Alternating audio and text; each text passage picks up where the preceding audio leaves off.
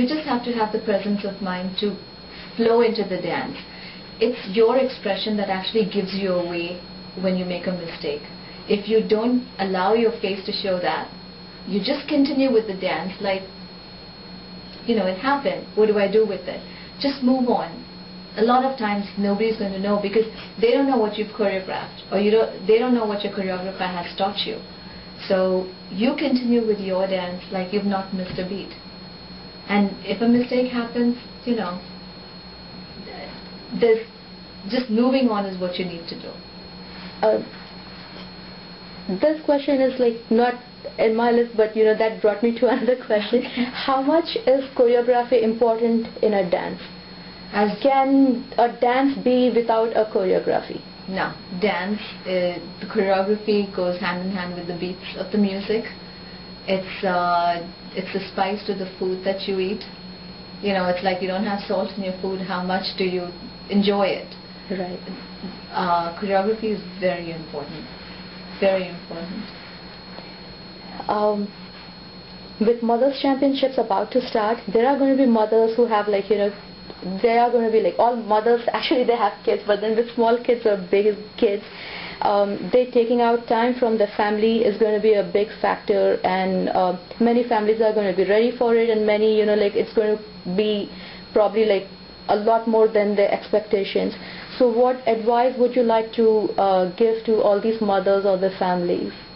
You know what, first of all, kudos to those mothers who are part of the competition. It's amazing. It probably has to be something from within them that makes them want to do it. And I think if they do, then the families should encourage them. And yeah, when you have young kids, it's tough. It's not easy because being part of anything, and especially a competition, it's a huge commitment. You have to give more than 100% of what they are asking. You have to give your heart, mind, body, soul to that competition. And when you do, you want everybody to support you. And if your family is not happy about it, or even the fact that your kid falls sick, it's very difficult at that time to focus, and that can be the cause of why you make a mistake when you're performing. So the main thing I would suggest to all the mothers is, first, be completely prepared. Make sure that your kids and everybody is well taken care of. And if that happens, go 100%, give more than 100% to whatever you're committing to. And once you know that your focus is on the dance, you'll do not only enough justice, but more than enough justice, and win that competition and get there. Beautiful, beautiful. Normally competitions, competitions normally they make people stressed. So how to deal with such time, when a lot of people, they come to the competition for the first time and they're going to be all stressed about it. So how to deal with stress?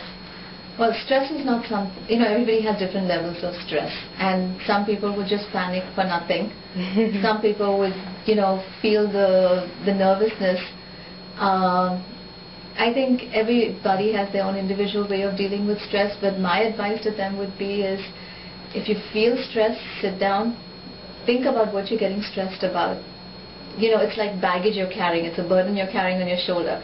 Get that off. Just think about it and, work it out.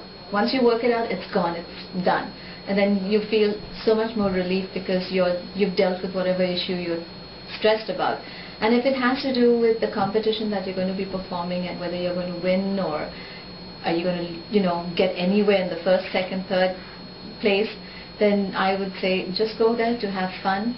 Every time you go over there, you don't know whether you're going to win or not. Just go there, pick up points. You never know. Each competition has a different level. And of course, we all want to be winners. But in my eyes, anybody who even thinks about being part of a competition is a winner already. Because not everybody can take that challenge. Yes. So when you do take that challenge, you're prepared to take it. Go for it. Enjoy it. And if you're just feeling that little bit of stress that I'm going to perform and how am I going to perform, you're stressed, you're going to perform horribly. It's alright to feel butterflies in your stomach. It's alright to feel that little nervousness. That's what makes the adrenaline run in your blood. Makes you even perform better. But if you're going to be so stressed about going to compete and going to perform, then don't. you're not ready to compete then. Great. That brings back, like, let's say that, like, people get stressed, but then they overcome, and then they think that they're all ready. They go on the stage and they see, like, the whole audience and these three judges who are jovial, but then they're pretty strict in their, work. So, and that's where the stage fear comes. So how to deal with stage fear, especially like you organize a lot of shows and you have like groups performing, individual performances, and you have been like pretty successful. So what advice do you normally give to your students or to your dancers that, to overcome stage fear? Well, I always tell my students, either eat a lot of chocolate or have a can of Coke. That really takes a bit of your nervousness away and makes you very hyper. And you need to be hyper. You need that sugar flowing in your blood to be able to perform. But I always tell everybody, a few butterflies in your stomach is good. It'll make you perform better. If you get on stage and you look at the audience, you just have to find that one friendly face. Just that one face who's looking at you, because you find that person smiling at you and your nervousness just washes away. And you cannot see the sea of faces over there. So even if it's the judges, they are as human as you, and they probably cannot even do half the job that you are going to just do on the stage. So you just go there to do what you went there to do, and let the judges do what they have to do. They are there to, figure out who's the best dancer in the competition. Let them figure that out. You just go there and you give your best performance and walk away. Wonderful. Your one advice that you would like to give mothers? I would tell the mothers, enjoy being a mother, and definitely focus on what you need in your life, because there comes a time when your children get independent and then you kind of feel, I'm left with what? I gave up my education, or I gave up my life to be there for my children. So as soon as your children become, old enough, go after your dreams. And I would definitely tell them, go after one dance class. It doesn't matter which dance it is, whether it's an Indian style or whether it's a Western style or whether it's salsa, because dance really does a great deal for you. And it's like a package deal. It does a lot for every aspect of your life, whether it's emotional, mental, physical, financial. That sweat makes you feel really good. Beautiful. And now we come to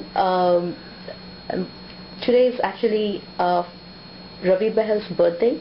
So what would you like to wish him on this birthday? Well, wish him a very happy birthday, and I hope he has a wonderful day, wonderful life, and a wonderful. I hope he continues to stay, keep Boogie Woogie going, and stay a judge on that show. And if he's still looking for guests, he can call me to come judge one of their shows. What would you like to tell all the three judges, Javed, Navid, and Ravi?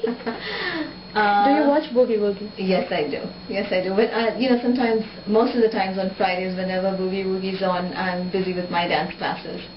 So usually when I come up at about 9 o'clock after I'm done with my dance classes, I get a chance to just get a glimpse of just a piece of that show. But I've always liked that show, and I love the fact that they encourage everybody, whether they are solo performers, group performers, and amazingly I've even seen interviews of performers who don't even speak Hindi or English. Yes, and they're pretty unbiased in their judgment, very much pretty so. humble, and very much so. I've always admired. I didn't know who the pioneers of the show were, but Ravi and Navid. Okay, I've always admired the ones who started the show, that they've given an opportunity to so many people, so many kids, mothers, mother-in-laws, grandmothers. It's just amazing to see how happy these people are when they are on that show.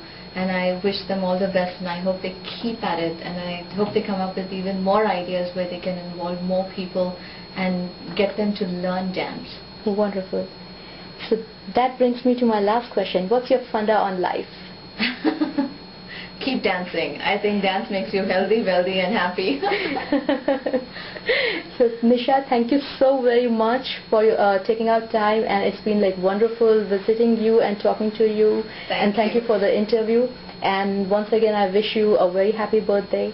and a wonderful year ahead. Thank you, I need that, and it was my pleasure. Thank you.